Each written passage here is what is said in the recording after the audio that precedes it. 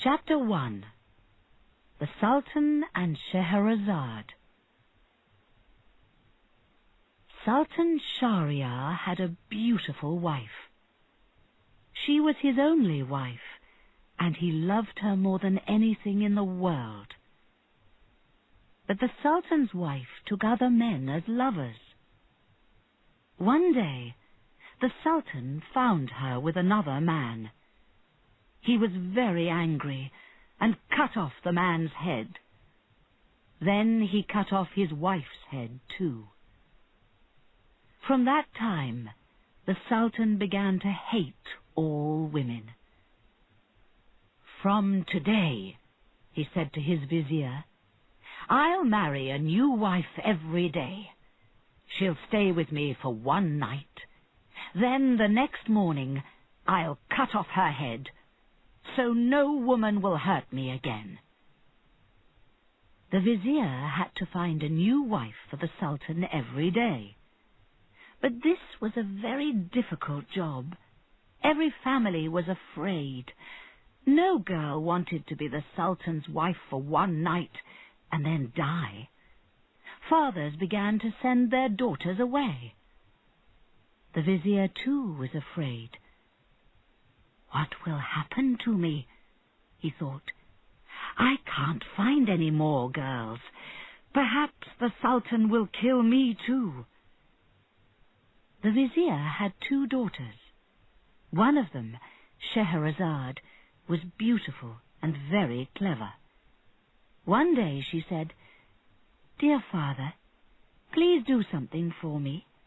It will make me, the Sultan, and the people very happy."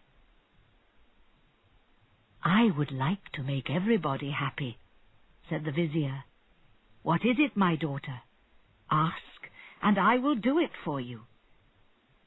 "Give me to the Sultan.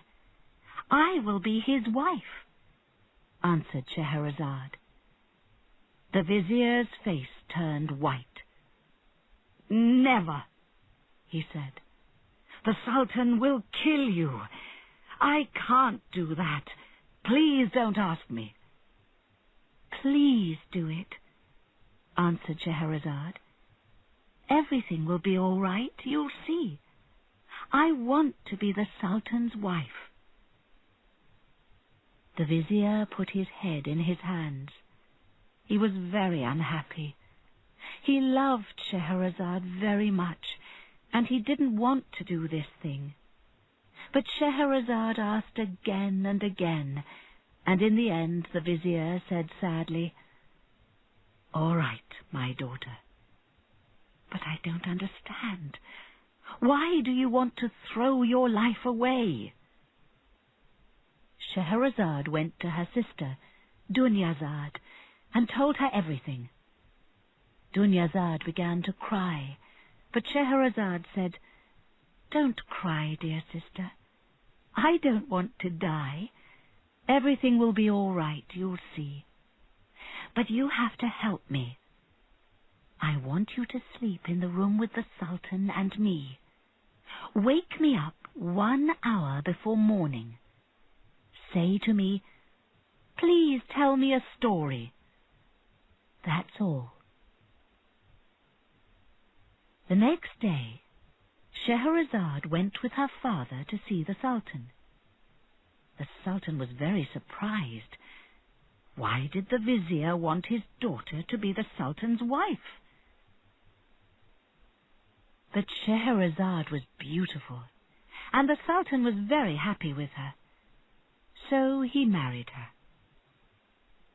That night, Scheherazade said to the Sultan, "Sir, please can my sister stay with me tonight, my last night?" "All right," said the Sultan.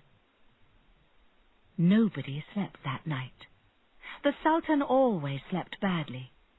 Scheherazade was excited, and Dunyazad was afraid.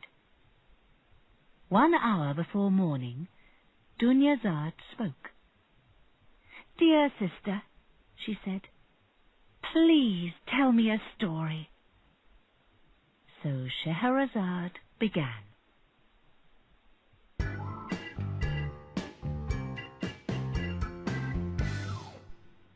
Chapter 2. Behind the Door. Salem's father was very rich. When he died, he left his money and houses to his son. But Salem was young and lost the money very quickly. Then he sold the houses and lost that money too. In the end, he had nothing. He sat in the streets and waited for work. Sometimes he carried things for people. One day, an old man spoke to him. "You had a better place in life," said the old man. "I can see it in your face. I live with 10 other old men in one house. Come and be our servant." Salem walked through the city with the old man, and they stopped outside the old man's house. Before they went in, the old man turned to Salem and said, "This house is a very unhappy place, but never ask any questions about that." "I'll remember that," said Salem, and he followed the old man through the door. The inside of the house was very beautiful. The rooms were large, with floors of different colors. In the middle of the house was a lovely garden with many flowers. Salem could hear the sound of water and birdsong. Then he heard other sounds. They came from the other old men. The men wore black, and they cried in their rooms. The first old man took Salem into his room. He showed him a box with pieces of gold inside. "Use this gold when you buy things for us," he said. Salem also saw a door in the old man's room. He wanted to ask, "What's behind that door?" But you didn't ask questions in that house. Salem worked hard in the house for many years. One old man after another old man died, and he put them under the ground in the garden. In the end, there was only one old man, Salem's first friend. Then he was ill too. "I'm going to die, my son," he said to Salem. "Then please tell me something," said Salem. "Why are you so unhappy? And what's behind the door in your room?" "I can't tell you that," said the old man. "But don't try to open the door. You'll be unhappy every day of your life." The old man died. He left the house and his money to Salem. Now Salem was rich again, but he wasn't happy. He thought about the old men and the door. Why were the old men unhappy? What was behind the door? Salem had to know the answers to these questions. He took a piece of heavy wood and broke the door. The door was open. Scheherazade stopped. "Well," said the Sultan, "what happened next? What was behind the door?" "Sir, there's light in the sky," said Scheherazade. "You're going to kill me now." "But you can't stop there. You have to finish the story." "Then, please, give me another day," said Scheherazade. The Sultan was angry, but he said, "All right, I'll give you one more day, but after that..." The next night, Scheherazade started her story again. Behind the door, everything was very dark and quiet. Then Salem saw some stairs. He took a lamp and walked down the stairs. The stairs went down for a long way into the ground and came out into a cave. Salem walked through the cave and came to the sea. He stood there and looked round him. Then he saw something in the sky. It got bigger and bigger. It was a very large bird. It came down and caught him by his clothes. Then it flew with him across the sea. Salem was afraid, but then he slept. The bird flew all night. Early next morning, Salem woke up and saw a beautiful beach below him. A lot of people waited on the beach. The bird flew down into the middle of the people. The people were very friendly to Salem. They brought him a fine horse and helped him onto it. Then they took him through lovely gardens to a beautiful house. Inside the house, there was a lovely woman sitting on a chair. When she saw Salem, she got up. "You're here, my love. I'm very happy now," she said. She took Salem's hand and walked with him through the house and gardens. "Everything here is mine," she said. "Stay with me and be my husband. Then this will be yours too." "I would like that," answered Salem. "But there is one thing," said the woman.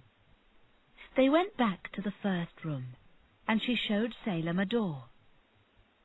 "Don't open that door," she said, "or you'll be unhappy every day of your life." Salem took the woman's hand. "I don't want to open the door," he said. "I only want you." Salem married the beautiful woman, and they lived happily for many years. He wasn't interested in the door. But then he began to think about it more and more. "I opened the first door at the old man's house," he thought, "and I found this lovely place. When I open this door, perhaps I'll find a more wonderful place." One day, he couldn't wait. This time he didn't have to break the door. He pushed it, and it opened easily. Everything was dark behind the door. After some minutes, Salem saw a large eye. Then he saw a large bird. It was the bird from the cave outside the first door. The bird jumped into the room.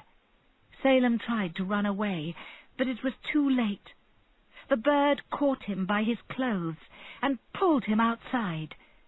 It flew up into the sky, and the house and garden got smaller and smaller. The bird started to fly over the sea, and Salem slept.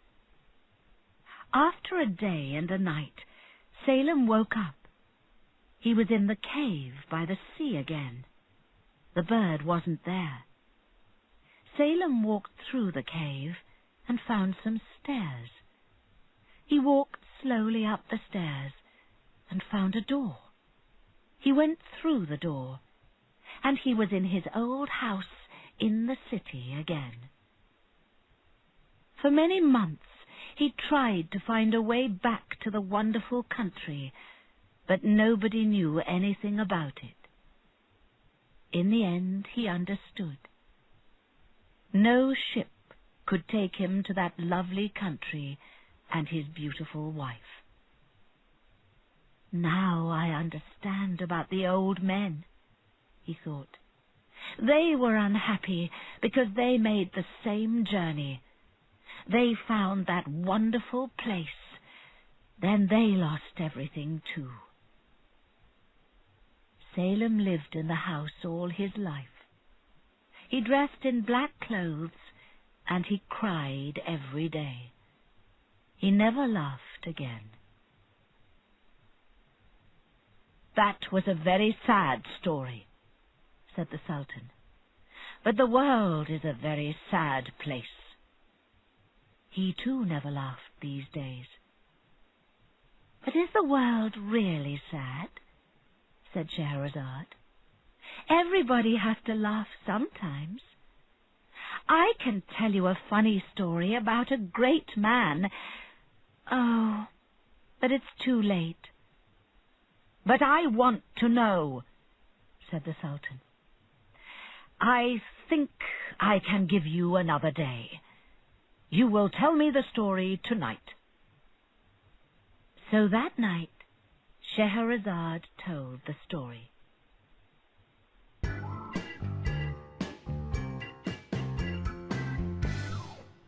Chapter 3.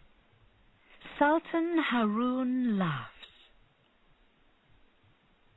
The great Sultan Haroun couldn't sleep. One night he suddenly said to his vizier, "The night is long. I want it to be shorter. What can I do?" The Sultan had a servant, Masrur. Masrur helped the Sultan night and day. Now he began to laugh.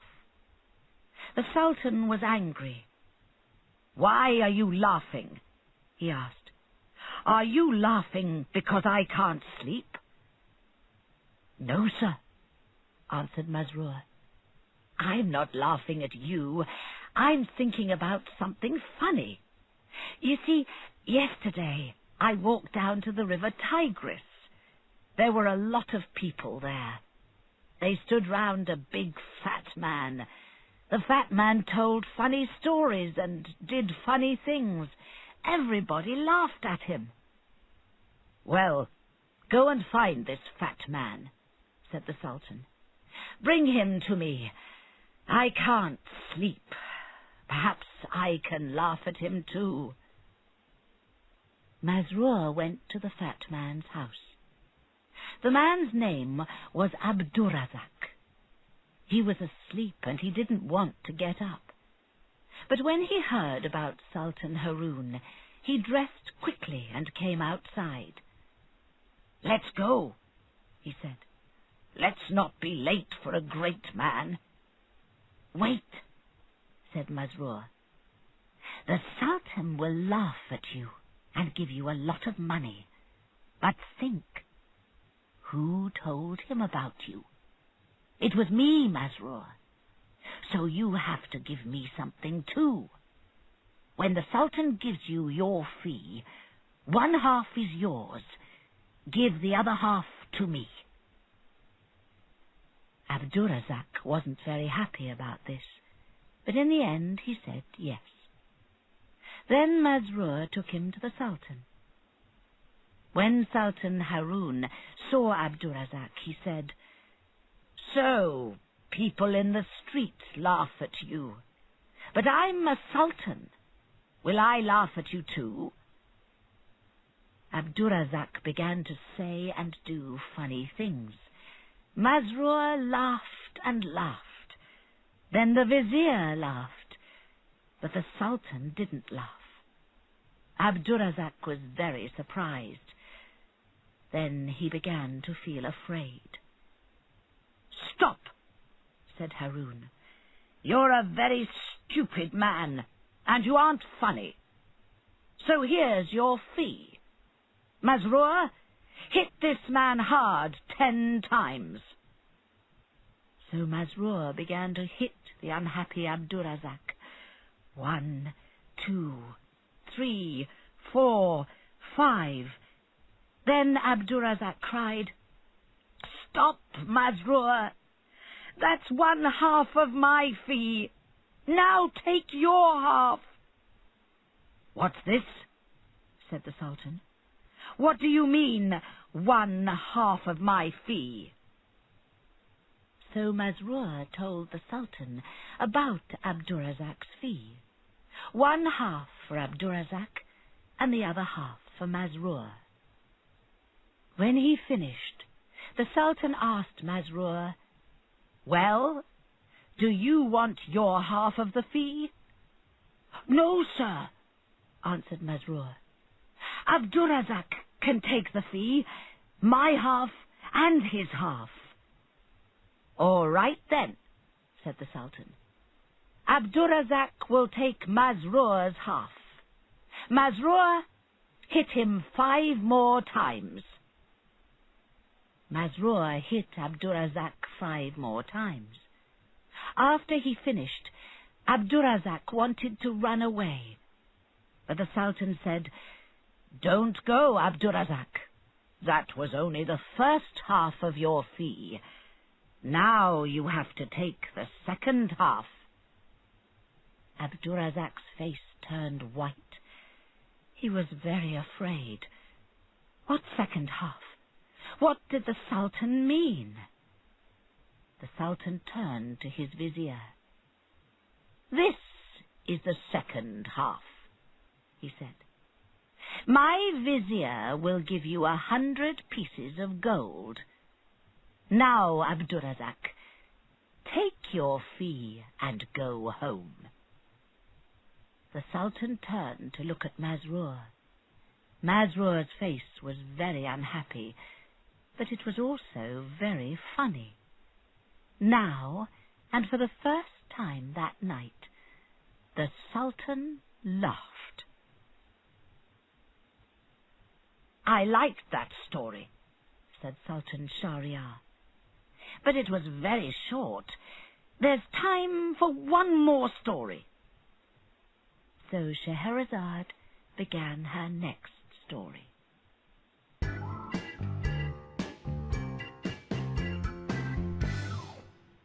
Chapter 4. Faisal and the Barber. Faisal was a rich young man of Baghdad. He lived in a large house with many servants, but he didn't have a wife. He wasn't interested in love. One day Faisal went for a walk in the streets of the city. He saw a lot of young girls in front of him.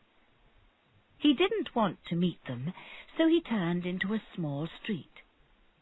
He looked up and saw a beautiful young girl at a window. From that minute, Faisal was in love. Then a man on a horse came into the street. He had many servants with him. He stopped outside the girl's house and went inside. "Is that her father?" Faisal thought. He went home, but he couldn't eat or sleep. He thought about the girl. Who was she? He had to know. An old woman worked in Faisal's house. She asked, "What's wrong with you, sir? Are you ill?" "No," answered Faisal, "but I'm in love." He told the old woman about the girl at the window. "I know that girl," said the old woman. "She's the daughter of a judge. Her father is a very important man." "How can I meet her?" asked Faisal. "Listen," said the old woman. "I know the people in the girl's house. I'll speak to the girl about you.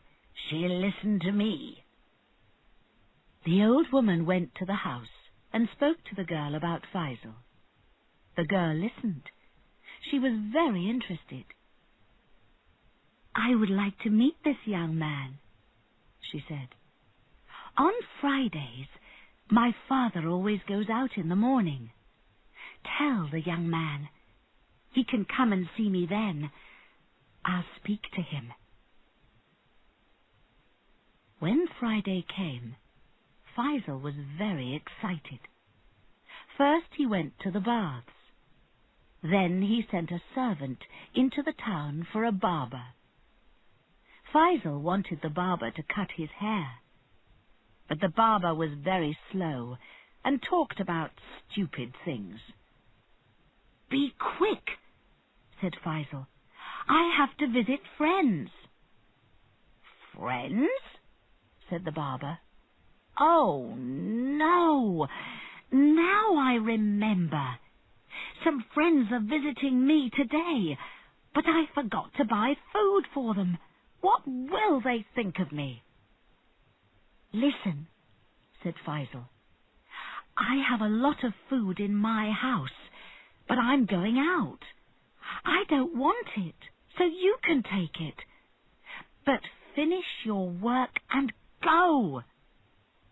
Thank you, said the barber. "But now, what can I do for you? I know. I can come with you to your friend's house." "No, you can't," said Faisal. "Oh," said the barber. Then he got very excited. "Perhaps your friend is a woman. Yes, perhaps things will be difficult for you. But really, I can help you. I helped a lot of my friends in this way. Please let me come with you." Faisal didn't want to listen to the barber. "Oh, all right," he said. "Take the food home to your friends. I'll wait for you here. Then you can come with me to my friend's house." But Faisal didn't wait for the barber. He didn't want the barber to come with him. When the barber left, he went to the girl's house. He was very late because of the barber.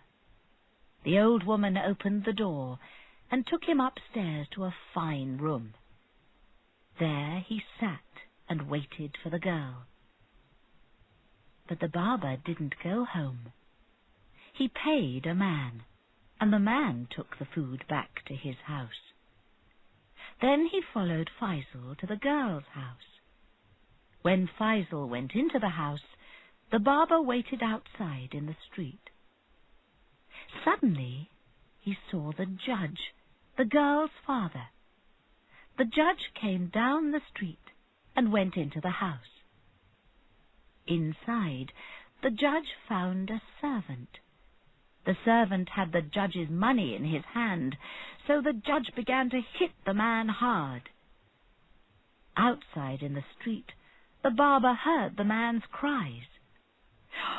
"It's my friend Faisal," he thought. "The judge is killing him." He ran to the door and began to shout. "Help! Help!" he cried. "The judge is killing my friend!" Many people heard the barber and came out of their houses. They stood round the judge's door and began to cry, "Help! Help! The judge is killing this man's friend!" From inside the house, the judge heard the noise and opened the door. When he saw the angry people, he was surprised and a little afraid. Then the barber said to him, "Where's my friend?" "Yes, where's his friend?" asked the people. They were very excited. "I don't understand," said the judge. "Who is this man's friend? Why is he in my house?" "You bad old man!" shouted the barber. "My friend loves your daughter, and she loves him. You know that very well. So you killed him." "Good people," said the judge. "My house is open to everybody. But I'm telling you, this man's friend isn't inside. Come and look." The barber ran into the house, and the people followed him. Faisal heard the noise and was very afraid. He found a large box and climbed into it. Then the barber came in. "There you are, my friend," he said. "You'll be all right now. I'm here, and I'm going to help you." He closed the box and began to carry it downstairs. There were many people on the stairs, and he pushed them out of his way. But Faisal was very angry with the barber. "Go away, you stupid man!" he shouted. "I don't want your help!" He began to kick the box hard from the inside. The barber fell down the stairs, and the box fell out of his arms onto the floor. Faisal climbed out, His arm hurt, and his face was black and blue. He pushed his way through the people and ran home quickly. He had to get away from the barber. But the barber followed him and shouted, "Wait for me, my friend! I only want to help you!" Shahryar laughed and laughed. In the next room, the vizier stopped his work and listened. He was very surprised. "Why is the Sultan laughing?" he thought. "And what is Scheherazade doing? Why isn't she dead?" The next night, Scheherazade began a new story.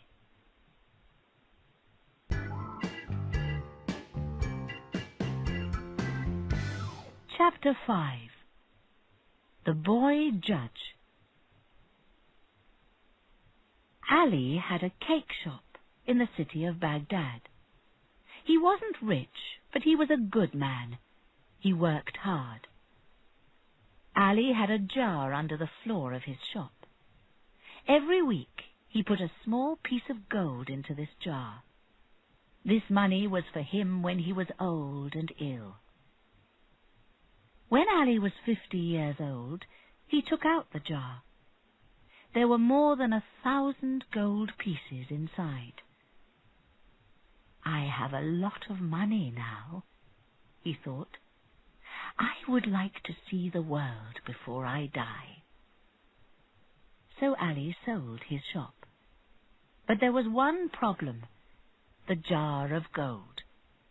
He couldn't take it with him on the journey. Then he had an idea. He bought some olives and put them in the jar on top of the gold. Then Ali closed the jar and took it to his friend Hussein. Hussein also had a shop. "Please, can I leave this jar of olives with you?" he asked. "Of course, my friend," said Hussein. "Leave the jar of olives with me. Put it here in my shop." Ali was away for a long time. He went to Egypt and then Syria. One day when Ali was in Syria, Hussein's wife wanted some olives, but the shop in their street was shut. "There are some olives in my shop," said Hussein. "Do you remember? Ali left a jar of olives with me, but he never came back. Perhaps he's dead, so we can eat his olives." Hussein went to his shop and opened the jar of olives. But the olives at the top were very old and dry. He put his hand down into the jar and pulled out not an olive, but a piece of gold. Then he pulled out more pieces of gold. Hussein was very surprised. He thought for a long time. In the end, he took the olives out of the jar and threw them away. Then he took the gold out of the jar and put it under the floor of his shop. To his wife, he said only, "We can't use those olives. They were too old and dry." Next, he bought new olives. He put them in the jar and closed it. "Perhaps Ali will come back," he thought. "He gave me a jar of olives, so I'll give him back a jar of olives." Some weeks later, Ali came back to Baghdad after 7 years. He went to Hussein and asked for his jar of olives. "Olives?" said Hussein. "What olives?" "I left a jar of olives with you. You put it in your shop." "Oh, yes," said Hussein. "I'm sorry, I forgot. 7 years is a long time. Let's go to my shop, and I'll give it to you." When Ali saw the jar of olives, he felt very happy. "Thank you, my friend," said Ali. Now I want to give you something." Ali put his hand in the jar and pulled out, not gold pieces, but olives. He did this again and again. In the end he said, "Where's my gold? What happened to my gold?" "Gold? What gold?" asked Hussein. "I had some gold in this jar." "My friend, you left a jar of olives with me. You said nothing about a jar of gold." "There was gold in the jar under the olives," said Ali. "Please give it back to me." "I know nothing about any gold," answered Hussein. They talked about this for some time. Then Ali said, "Let's go to the judge. He'll help me, you'll see." Ali and Hussein went to the judge. The judge asked Ali, "Did anybody see the gold in the jar?" "No," answered Ali. "Did you tell anybody about the gold in the jar?" "No." "What did you say to Hussein? What was in the jar?" "Olives." "Ali," said the judge, "you're an old man.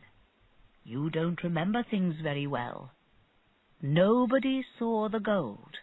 You told nobody about it. So perhaps there was no gold in the jar."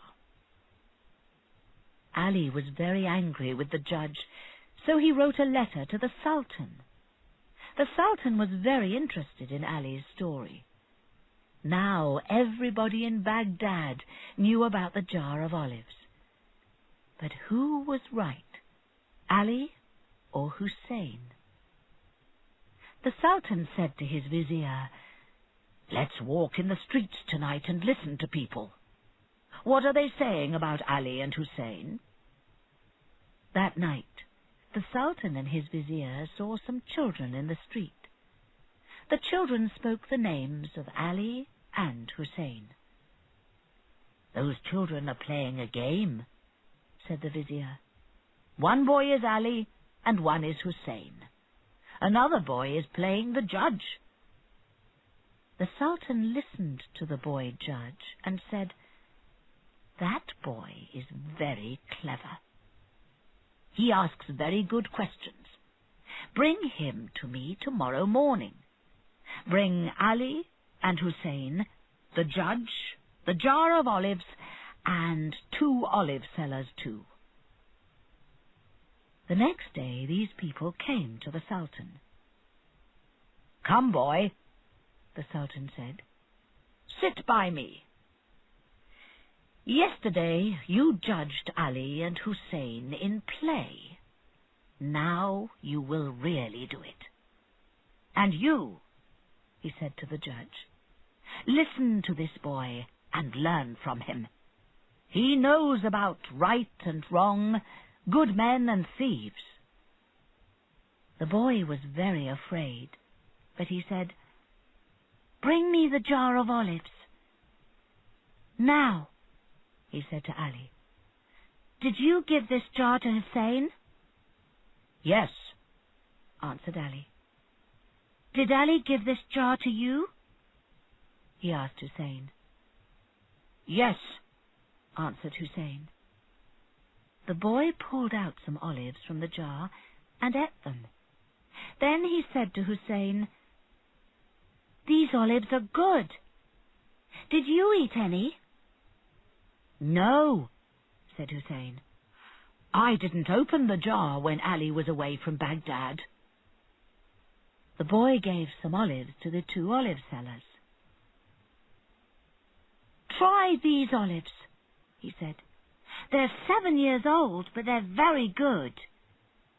"7 years old?" cried the olive sellers. "These olives aren't 7 years old. No olive is good after 3 years. It loses its colour. These olives are this year's olives."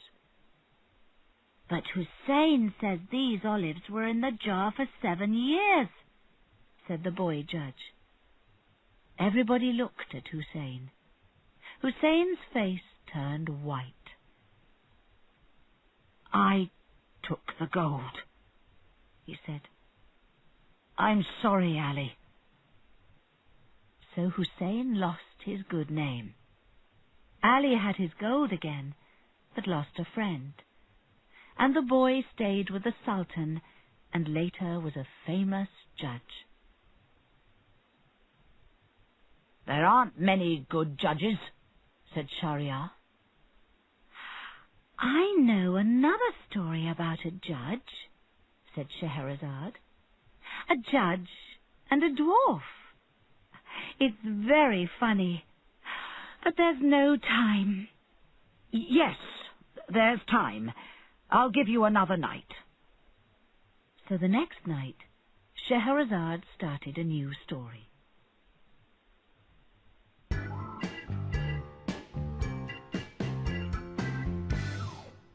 Chapter 6. The Dwarf of Basra. A man lived in the city of Basra and sold fish. One night the fish seller met a dwarf in the street. The fish seller liked funny stories, and the dwarf knew a lot of good stories. So the fish seller invited him to his house for dinner. "My wife is cooking a big fish tonight," he said. "Come and eat it with us." The dwarf was hungry, and the fish was good. The fish seller's wife gave him more and more food. "You're only a little man," she said. "You have to eat a lot of food, then you'll be big." Her husband laughed and hit the dwarf on the back. He did this in a friendly way, but the dwarf had a lot of food in his mouth. A large piece of fish went down the wrong way inside him. The dwarf felt very ill. He couldn't speak, and his face turned first red, then blue. He fell onto the floor and didn't move. The fish seller was afraid. "The dwarf is dead," he thought. "I don't want a dead man in my house. It was an accident, but there will be questions. The people will take me to the judge. What will the judge say? What will happen to me?" "Let's get the dwarf out of our house," said his wife. The fish seller thought. Then he carried the dwarf outside. A doctor lived across the road on the first floor. The fish seller climbed the doctor's stairs and sat the dwarf down outside his door. Then he made a loud noise and ran away. The doctor opened his door quickly. But when he did this, the door hit the dwarf hard. The dwarf fell down to the bottom of the stairs. The doctor ran downstairs after him, but the dwarf didn't move. "This little man is dead," he said. "It was an accident, but what will everybody say? He's a doctor, but he kills people. Nobody will come to me again. What am I going to do?" Then he had an idea. He looked up and down the street. It was late, and nobody was outside. An old bird seller lived in the next house. "I know," thought the doctor. "I'll throw the dwarf over the wall into the old bird seller's garden. Then the dwarf will be his problem, not mine." The dwarf went over the wall easily and came down near the birds. The birds started to make a loud noise. From inside the house, the old bird seller heard the noise. "Somebody is hurting my birds," he thought. He ran outside and saw the dwarf on the ground near the birds. He started to hit him hard on the head. "Thief! What are you doing with my birds?" he shouted. "Tell me!" But the dwarf didn't speak. He didn't move. Then the old bird seller was afraid and looked at the dwarf again. "This little man is dead," he thought. "I hit him, but I didn't want to kill him. What will the judge say?" Then he had an idea. He looked out of his garden. Nobody was outside. He carried the dwarf down the street to a big house. A very rich man lived in that house. He put the dwarf in front of the rich man's door. Then he ran home. The rich man was out for the evening with friends. When he came home, he found the dwarf in front of his door. "Wake up!" he shouted angrily. "You can't sleep here." He began to kick the dwarf hard. The dwarf didn't wake up, but other people in the street heard him. One man came out of his house and said, "Stop!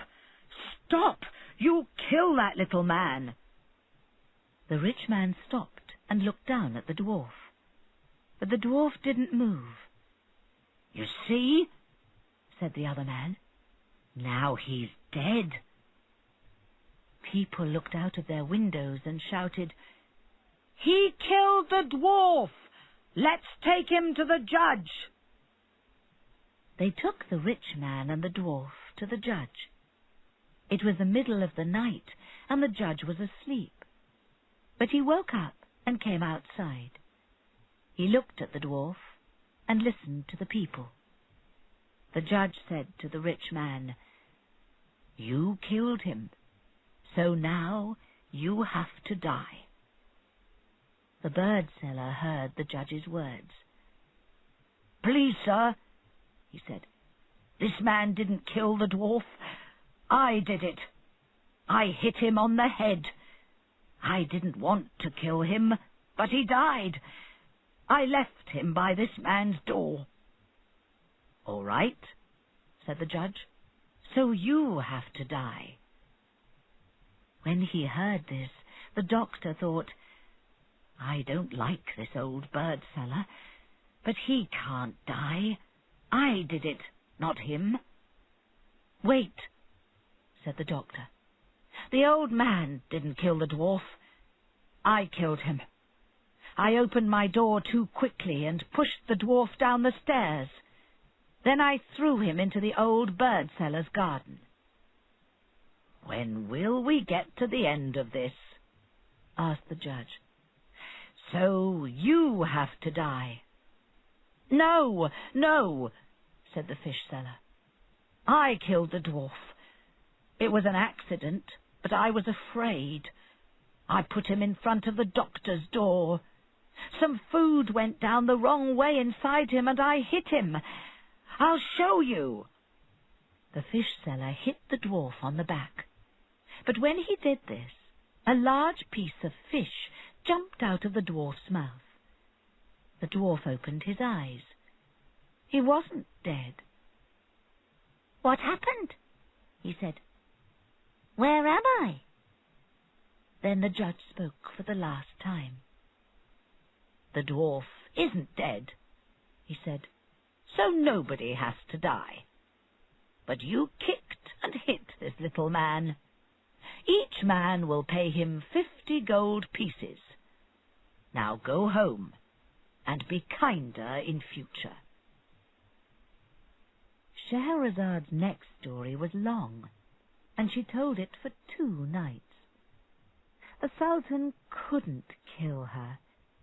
He had to hear the end of the story first.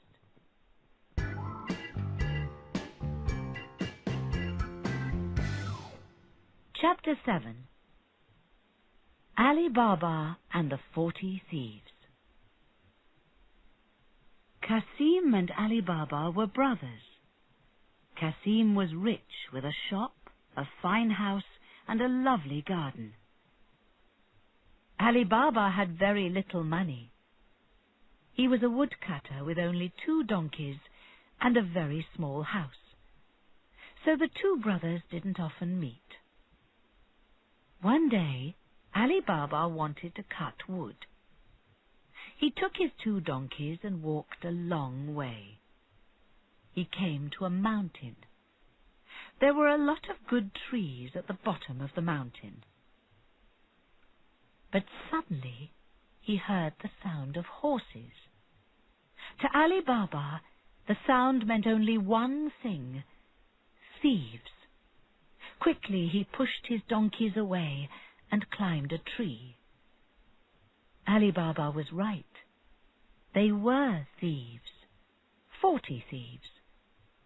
They stopped near Ali Baba's tree and got down from their horses. Ali Baba was very afraid, but the thieves didn't see him. The first thief went to the mountain. He stood in front of it and said very quietly, "Open, Sesame." Then the wall of the mountain opened, and there was a large cave.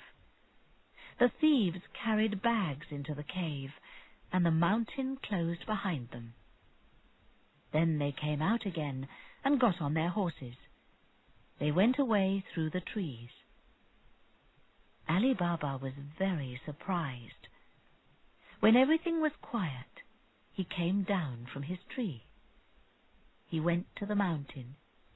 He stood in front of it and said, "Open, Sesame."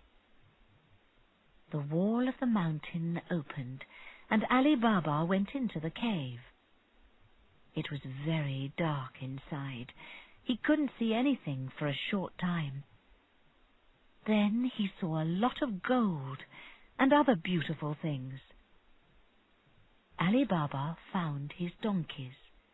He put the gold in 2 bags and put firewood on the top. Then he went home. It was very late when Ali Baba arrived home. He carried the bags into his house and showed the gold to his wife. She was very surprised and happy.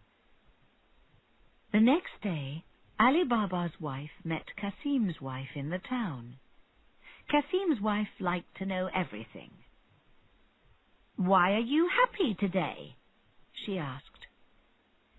"Something happened to Ali Baba yesterday," answered his wife. "It's very exciting. Now we're going to be rich." Kasim's wife went home and told her husband about Ali Baba. Kasim went to Ali Baba's house. "Brother, my wife says you're going to be rich," he said. "Please tell me, how did it happen?" Ali Baba said nothing, but Kasim asked again and again. In the end, Ali Baba told his brother about the cave in the mountain. Next morning, Kasim left home early and took 20 donkeys with him. He found the mountain and opened the cave. Then he went inside, and the mountain closed behind him. Kasim could think only of gold. He carried 20 bags of gold to the mouth of the cave. He wanted to open the cave again, but he couldn't remember the right words. "Open mountain," he said. Then, "Open cave." He tried 100 ways, but the mountain didn't move. Suddenly the 40 thieves came back and saw the donkeys outside the cave. They opened the cave and ran inside. They found Kasim inside, and they killed him with their knives. "Let's cut this dead man into pieces," they said. "Perhaps other people know about this place too. When they see the pieces, they'll be afraid." They cut Kasim into 4 pieces and left the pieces inside the cave. Then they took his 20 donkeys and went away.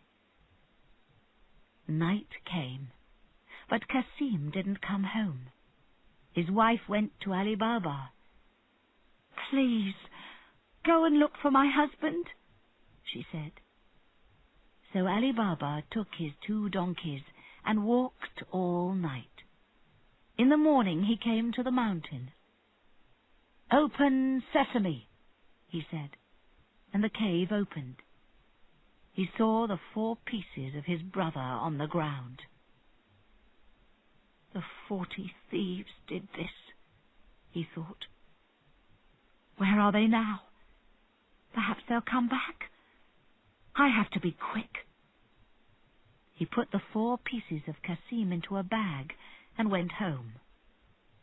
Ali Baba didn't want people to ask questions about Kasim. Why is Kasim dead? Who killed him? Where? How? He didn't want everybody to know about the cave. Kasim had a very clever servant girl, Marjana. Marjana always knew the answer to a problem. She went to a doctor in the town. "Please, sir," she said to the doctor, "Kasim is very ill. Please give me something for him." In this way the story quickly went round the town.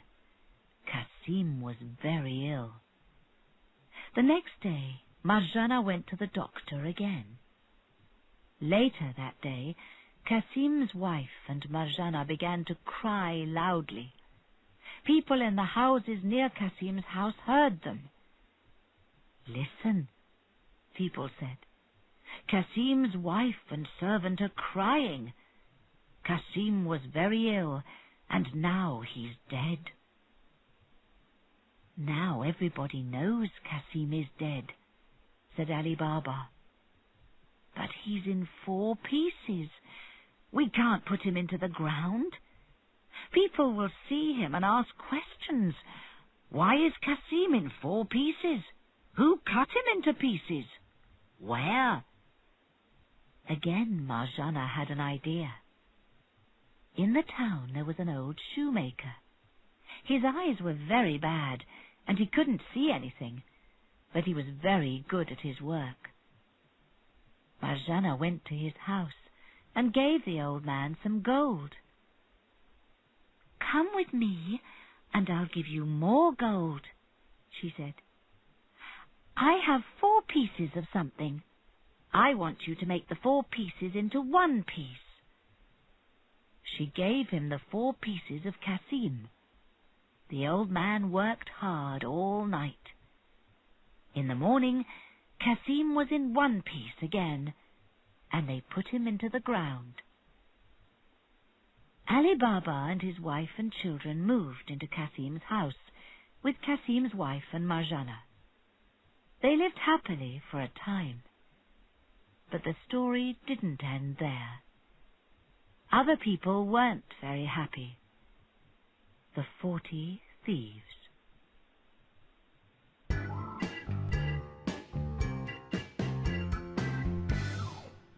Chapter 8. The End of the 40 Thieves. When the thieves came back to the cave, they were very surprised. Where were the 4 pieces of the dead man? "Another person knows about our cave," they thought. "Perhaps the dead man had friends. But who was the dead man? We killed him before we could ask him." "I have an idea," said one thief. "I'll go into the town and ask some questions. Perhaps somebody will remember a dead man in 4 pieces." The thief went into the town. He asked a lot of questions, but he didn't learn anything. Then he came to the shop of the old shoemaker. He watched the old man at work. "Your work is very good, old man," said the thief. "Yes," said the shoemaker. "I can make everything. Last week I made 4 pieces of a dead man into 1 piece." "Really?" said the thief. "That's very interesting. Who was this dead man? Where did he live?" "I don't know," answered the shoemaker. A girl came here and took me to a house. I did my work there.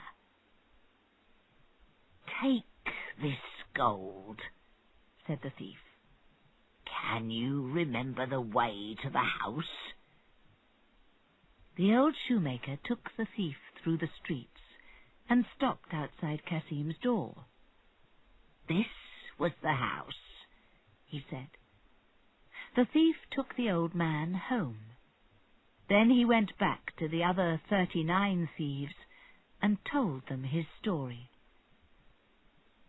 One evening, some weeks later, a seller of oil came to the door of Kasim's house.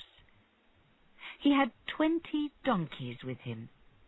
Each donkey carried 2 big oil jars. The oil seller said to Ali Baba, "Sir, I'm going to sell these jars of oil tomorrow. Please, can I leave them outside your house tonight?" "Bring in your donkeys and your jars," said Ali Baba. "You can eat with us and stay here for the night." The oil seller brought in his donkeys and jars. Then Ali Baba took him inside. Marjana was in the kitchen. She started to cook the dinner, but the oil in her lamp went out. "I know," she thought. "There's a lot of oil in the jars outside. I can take a little for my lamp." She went outside to the jars. When she got to the first jar, a man asked from inside the jar, "Is it time?" Marjana was very surprised, but she thought quickly. She answered, "No, it isn't time." Then she went to every jar. From each jar she heard the same question and gave the same answer. Only the last jar really had oil in it. Something was very wrong. "The men in these jars are 39 thieves," Marjana thought. "The oil seller is a thief too. They are going to kill Ali Baba and his family. I have to do something." She carried the oil from the last jar into the kitchen and put it over the fire. When the oil was very hot, she went outside and put some hot oil into every jar. In this way, she killed 39 of the 40 thieves. But the last thief, the most dangerous, was upstairs with Ali Baba and his family. Later that night, Ali Baba and his family were asleep in bed. But Marjana was in her kitchen. She waited for the thief. He came downstairs and went outside. Marjana watched him. He went to the first jar and said, "It's time." But there was no answer from the jar. The thief looked inside and saw a dead man. He was very surprised and afraid. He ran from jar to jar and found the same thing in every jar. Then he came to the last jar. There was nothing in it. Marjana began to make a loud noise from the kitchen. The thief was afraid and climbed into the jar. Then Marjana carried more hot oil to the jar and put it on top of the thief inside. Now he was dead too. In the morning, Marjana told Ali Baba everything. "Thank you very much, Marjana," said Ali Baba. "You are a very clever girl. Will you marry my son?" So Marjana lived happily with the family for many years. At the end of the story, Shahryar said to Scheherazade, "Marjana was really very clever. Some girls make clever plans, and then men will do everything for them. Not you, I hope." "Oh, no, sir," answered Scheherazade. "I only want to make you happy." "Then tell me a new story tonight," said Shahryar.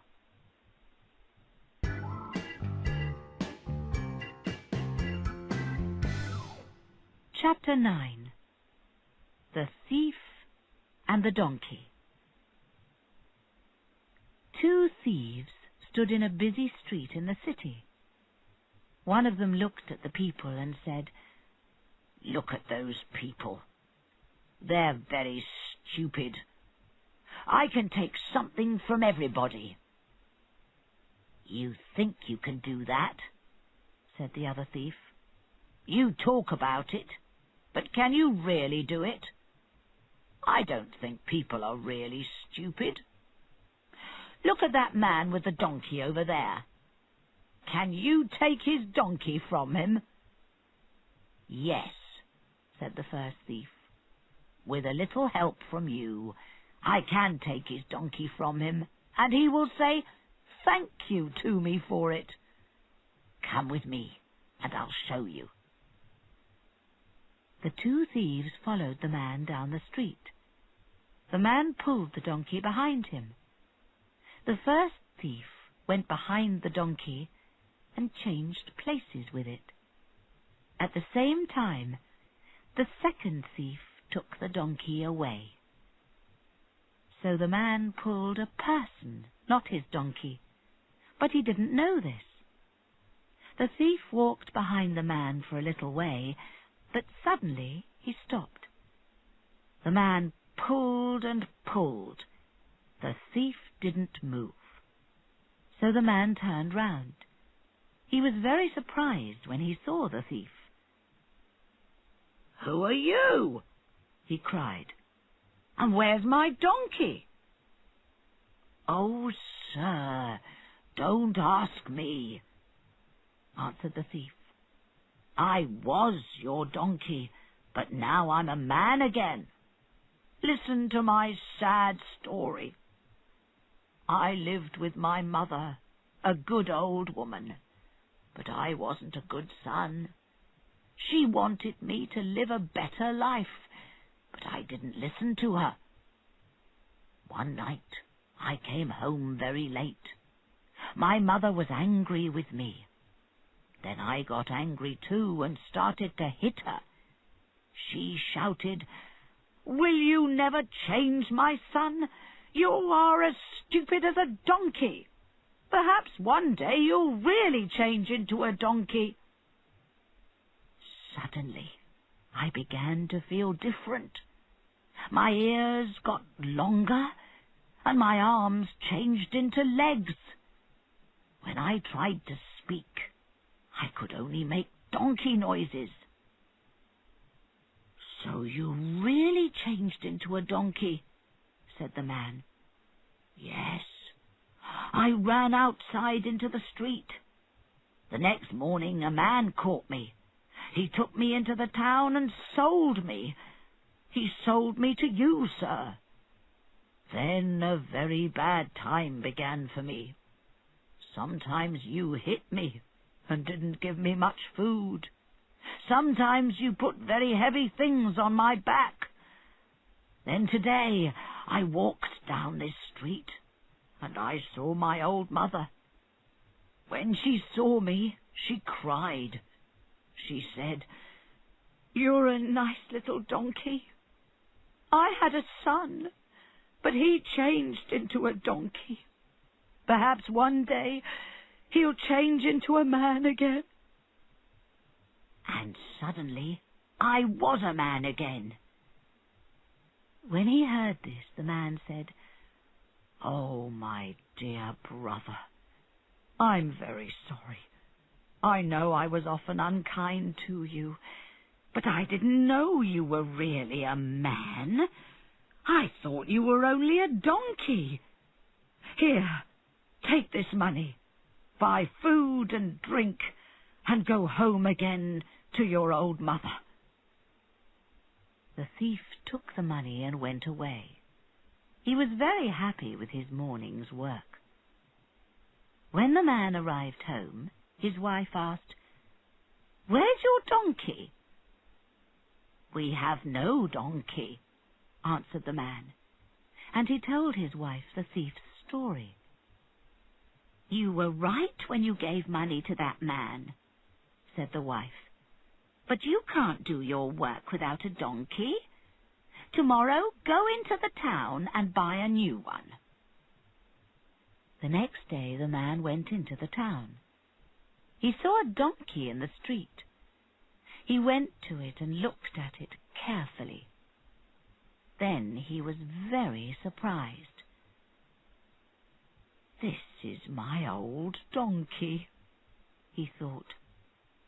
He spoke quietly into the donkey's ear and said, "So you hit your old mother again, and she changed you back into a donkey. Well, I'll never buy you again." "That was a very funny story," said the Sultan. "But it's only the middle of the night. I know you have a new story for me." He was right. Scheherazade had another story.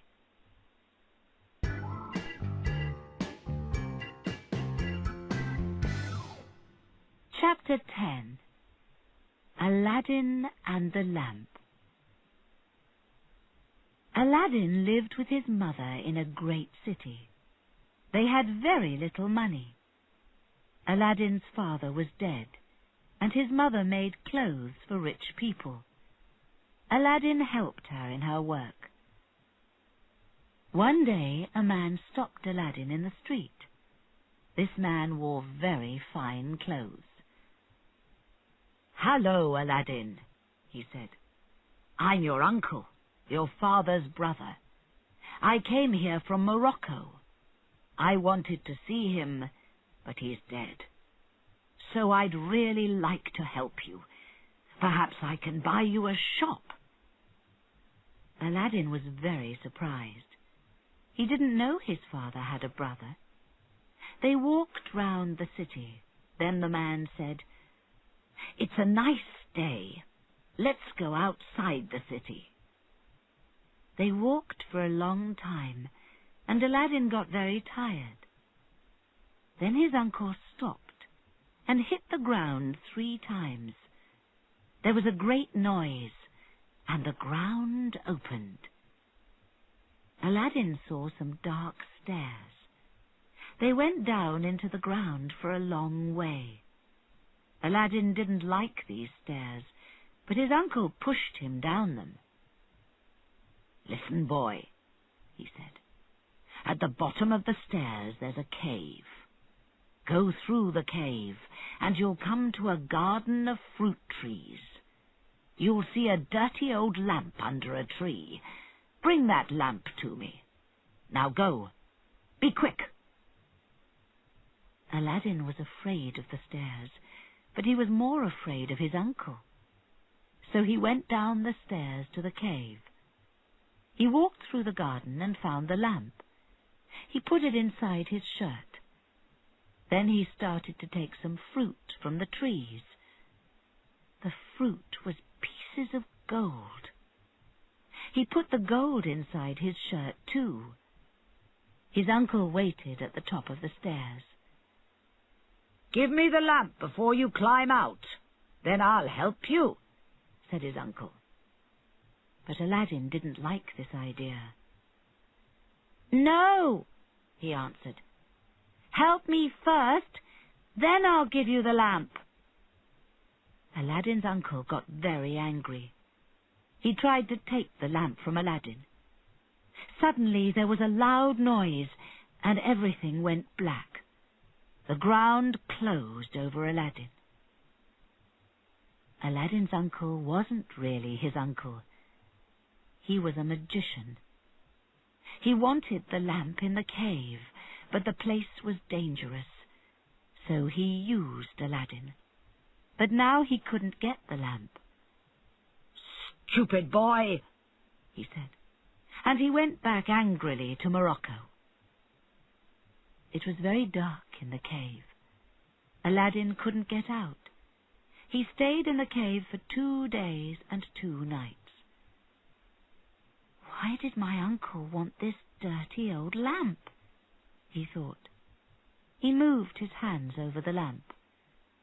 Suddenly there was a loud noise, and a large genie stood in front of him. "I'm the genie of the lamp," he said.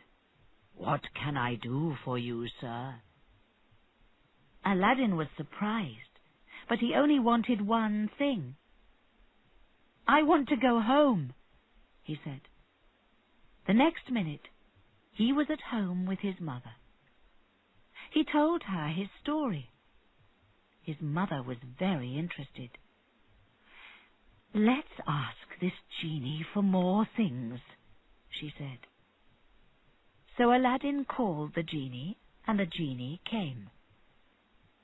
"I'm very hungry," said Aladdin. "Bring my dinner." The genie brought wonderful food on gold plates. Then Aladdin and his mother asked for new clothes and other things. The genie brought everything. For a time, Aladdin was happy. Then, one day, he saw the Sultan's beautiful daughter in a garden. From that minute, he was in love with her and wanted to marry her. Aladdin dressed in fine clothes and went to see the Sultan. He took 40 servants with him. Each servant carried a gold box with many beautiful things inside. The Sultan couldn't say no to Aladdin.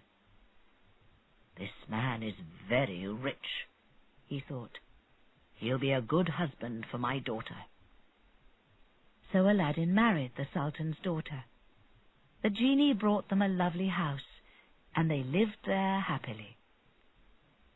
But one person wasn't happy. The magician in Morocco. He couldn't stop thinking about the lamp. Was it under the ground with that stupid boy? Or did the boy get out of the cave? Were the boy and the lamp somewhere in the city? He had to know the answers to these questions. So he came back to Aladdin's city. The magician put on old clothes and bought some new lamps.